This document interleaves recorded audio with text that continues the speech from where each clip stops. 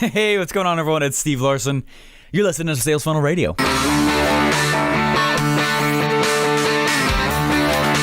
Welcome to Sales Funnel Radio, where you'll learn marketing strategies to grow your online business using today's best internet sales funnels. And now, here's your host, Steve Larsen.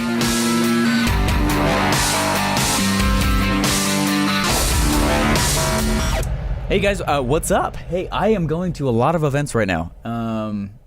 There's like an event every other week for the next almost like 2 or 3 months. There's a lot of travel that's coming up. And some of them I'm going just to go, and some of them I'm going because I'm funnel hacking, actually. And what I'm trying to do, I was talking to Russell about this with him in his office the other day, and I was like, yeah, you know what's funny is I've spoken a lot in smaller groups. I've spoken several times in bigger groups. A lot of people don't know I actually was a singer in high school and in college a lot. And I sang in bands, I sang in choirs, I was in musicals, I was over. So I mean, the most I've ever sang in front of is probably 40,000 people. That was fun. I've done that a couple times actually, and I actually really enjoy that part of it. You know, that's this whole anyway. But what I was telling him is that I haven't really done a lot of speaking in front of a whole lot of like more than a couple thousand, right? And so what I'm doing is I've done a lot of speaking in front of smaller audiences, and I'm learning to control the room. I'm learning how to control, you know what I mean? And it's been a lot of fun to go through and do that. I've had a ton of fun with it. Okay, I'm learning to control the room. I'm learning to how to make everyone kind of sway the way I want them to, and it's been a lot of fun. But what I want to do is I want to go and I want to watch big guys, right? The Russell Brunsons of the world, right? The Grant Cardones. I want to watch them and how they interact with the room. I want to watch how they interact, and I'm really pumped about it. So I've been going around these different events and watching. It's fascinating to watch the different experiences. I guess experience the different ways that they interact with the room. Big guys in front of big rooms, and it's been a lot of fun. I've actually really enjoyed it and gained a lot of things from it. So I'm sitting here and I'm speaking next week in front of 2,500 people, and I'm super pumped, you guys. Oh my gosh, it's so cool. It's an event down in Dallas called the Happiness Convention, and anyway, so I'm putting my slides together right now, and what's been fascinating is to go and put these slides together in a way that with all the different lessons that are happening right now, you know, and it's been a lot of fun. I've really enjoyed, and I know I keep saying that, but I really do, guys. I enjoy what I do. It's so fun. I can't remember who I was talking to the other day, and they're like, oh, that sucks, man. You had to work on a Saturday. That sucks so bad. And I was like, actually, I am completely addicted to what I do. And I'm completely heads in, you know, both feet in. And like, I really don't have any other hobbies. Like, this is my hobby. This is what I like to, and I like to get better at it and better and better and better. So anyways, I am sitting here and I am creating my slides, and I'm putting together the slides, and I'm putting the things to, I'm supposed to get them over to him today. Whew, I don't know if I'm going to be able to do that, but it's nice to give me a full hour. And what they're doing is they're letting me, I'm not selling, but I'm allowed to pre-frame my webinar, like the stuff that my webinar sells, and I'm allowed to go pre-frame that and pull people from the audience over to that and get them ready to buy that. So it's kind of fun. So I'm still breaking and rebuilding belief patterns the exact same way I would on the webinar. And so what I've done is I've gone and I've literally just cloned my slides for my webinar, and I'm just adapting them to the room, removing certain elements from it, removing, you know, changing and adapting to the room, the audience that's going to be there. And that's always been the hardest part, is what I've noticed. And it's funny because there was this time I was speaking in Vegas, and I sat down in the back of the room, and I had this stark realization that, oh my gosh, what I just created is not for the right audience. And so I pulled my laptop up, and I'm changing the lingo, same lessons, but the words had to change. You know what I mean? I was not using the correct vernacular. I was not using the correct isms from the people inside the room. And I went through and and luckily I was able to really quickly go through and change what I was speaking about, right? And what was cool about it is that I gave the speech. It was awesome. It was a ton of fun. And then about 6 months later, No, this is about 9 months later. 9 months later, this guy walks up to me and he goes, hey man, I was there in the room when you gave that speech. I want you to know I made $100,000 from that speech that you made. He's like, thank you so much. I went out and I did the exact same thing that you were telling us to do. He's like, I made $100,000. I was like, what? Whoa! And I don't know if that would have happened if had I not address the correct individual in the room, right? And so that's been the hardest part, preparing for this speech that's, they got to give coming up shortly. 2,500 people, right? 2,500 people. I still need a break and rebuild the same belief patterns that I know are in there, but I've got to make sure that it's using the correct vernacular, using the correct mind, the correct stories, the correct. I got to use some of their isms, and it's hard to always know what those are without actually observing the crowd. And so it's funny because I was telling Russell this story when that happened a while ago. And I said, yeah, man, I realized that it was not the right thing. And he's like, yeah, I've totally done that. And he's like, what I like to do is go sit in the room and watch the audience for a little while. He's like, I'm watching the speaker, but what I'm really doing is I'm watching the audience to figure out what, I don't know if he'll remember that he said this to me, but he's like, I like to sit and figure out if my message will resonate with this crowd correctly, and I see what they're resonating with, and then he's like, then I go back to my hotel room, then I go and I start writing the actual, then I go figure out the slides and stuff like that. And it's so funny because to so many people, that is straight up ludicrous. What? You finish your slides right before the actual presentation is needed? Like, yeah, and that's the reason why, right? And it's this ability, this speed to be able to get things and produce things out there in a way that resonates with the crowd. But you can't do that unless you're okay with feeling a little bit of ambiguity of not knowing until you get there, right? So I don't totally. Anyway, I got to talk to him and see okay, let me get you this rough draft of slides, but please let me get you an updated one after I get to the event, because that's what I want to do, and that's what I'm trying to do. Is hopefully. Is get these things done in a way that will allow me to adapt to the room. And it's always funny, you guys. You'll start to experience this if you haven't already. I'm sure, guys, Sales Funnel Radio listeners are rock stars, and I know that. I know that about you guys. I know those, and I appreciate you listening.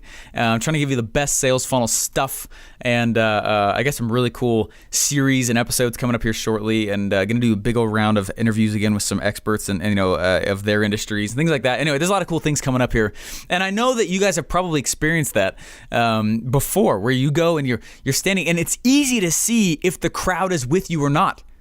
Right? It's easy to see it. You feel it. It's the same thing with podcasting or publishing, whatever it is that you're doing, any kind of communication piece. You begin to see and feel and know if the crowd is with you. And that's all I'm trying. In a very long roundabout way, that's all I'm trying to say in this episode is that when you are building your funnel, okay, make sure you are using a message that not think, resonates with the people that are actually coming into your funnel. The same way that I would if I'm in front of them on stage. The same way you would if you were in front of them on stage, right? Is you're trying to put this together in a way that obviously resonates in a really, really powerful way. I just had this really cool meeting with a guy who will actually be a guest on the show shortly here. So that's as much detail as you guys are going to get with him about right now. But he was like, hey, Steven, I was looking through all your videos, and he's like, your ability to invoke an emotion out of a video is amazing. And I said, hey, thank you very much. I've been practicing it a long time. And he goes, that means a lot. And I said, that means a lot. And he goes, no, seriously though. And it meant a lot what he was saying. And that's part of the reason why I keep telling everyone to just go freaking publish frequently. You're going to suck at first, right? You're going to be bad. You'll be real bad. But as you go, what you are really practicing when you're finding your voice is your ability. Part of it is your ability to invoke emotion from those who are listening to you, okay? That's what you're trying to go for, because if you can invoke emotion, you are at the foundation level of where you can begin to start to break and rebuild belief patterns, right? If I can invoke emotion from you, the listener, it means that I can start telling stories that will shape the way that you see the world or the industry that I'm trying to help you see differently.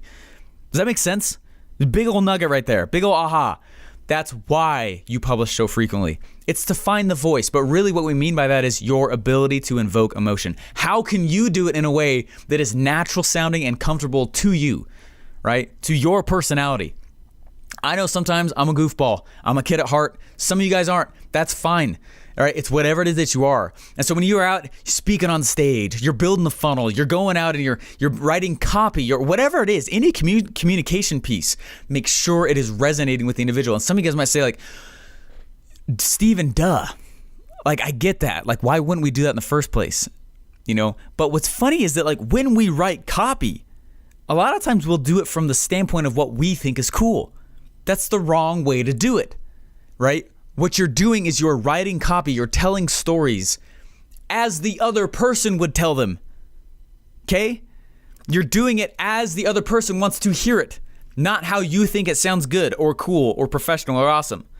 You've got to take yourself out of the copywriting experience, meaning you're not the one that you're writing the copy for. You're not the one that you're telling the story for. It does not matter what you think is good or bad. It is completely up to what the market tells you is good or bad. And because of that, you have to know them. I was coaching an individual, actually it was last week, just this last Friday actually. I was coaching somebody and I was going through and I was asking this person, hey, what market are you stemming from? Meaning, what's your sub-market? And they were like, oh, I don't know. And I was like, then literally everything I say will be a straight guess. They're like, but what do you, and then they're like, well, what do you mean though? Like, just give me your opinion. Do you like this or not? I said, it doesn't matter what I think. I'm not the one filling your pocket, so screw my ideas, right? Doesn't matter. I was like, I'm trying to teach you a formula to extract it from the market. The market is what will tell you what is good or bad. Same thing with your storytelling. Same thing with your ability to adapt. Same thing. You've got to use the vernacular. You've got to use of your market, not what you think is awesome. I've pounded that point several times with you guys, but I'm just trying to make that whole idea. She's like, hey, is this good? Is this bad? Is this? And I was like, it truly, and I could tell it was frustrating. A little bit for this person, but I was trying to make a point that like it really until you know what submarket you're selling to, not industry, submarket, your stories, don't even start writing them, right? Don't even start writing your stories. Don't even start putting your copy. It does not matter until you know exactly what submarket you are selling to, right? And it's the same thing until I know the person, the type of people, right? The conglomerate, top average individual that's going to be in that room when I start talking to them. Some of this stuff, I'm not going to know. And I've got to get ground level, got to get down to the nitty gritty, right? I got to get down to the nitty gritty of understanding these people and who they are and their passions, their emotions, their fears, their desires, their stories, the stories they're most used to hearing, the stories that I can tell that they will resonate with most. And that will let me invoke emotion powerfully. Anyway, I hope that made sense. But that's the power of this. It's starting storytelling. Yes, just get good at doing it in general, but eventually you got to be able to adapt it to the individual with the correct vernacular, correct examples that they are used to hearing so that you are going to where they are and bridging a gap from where they stand rather than from where you stand. It does not matter what you think. Anyway, that was a big, massive ramble. Hopefully that was helpful to you guys. Anyway, I got to get these slides down here and send it over to this guy. And I'm excited to do it. Super honoring. Funnel Hacking Live's coming up. I got a bit of a present for you guys coming up here as well for those of you guys who will be in it. So continue to listen. Probably the next episode I'll tell you what it is. I just barely got them to my house. And I'm not going to tell you what they are. All right. Talk to you guys later. Bye. Thanks for listening to Sales Funnel Radio. Please remember to subscribe and leave feedback. Want to get one of today's best internet sales funnel for free? Go to salesfunnelbroker.com/free funnels to download your pre-built sales funnel today.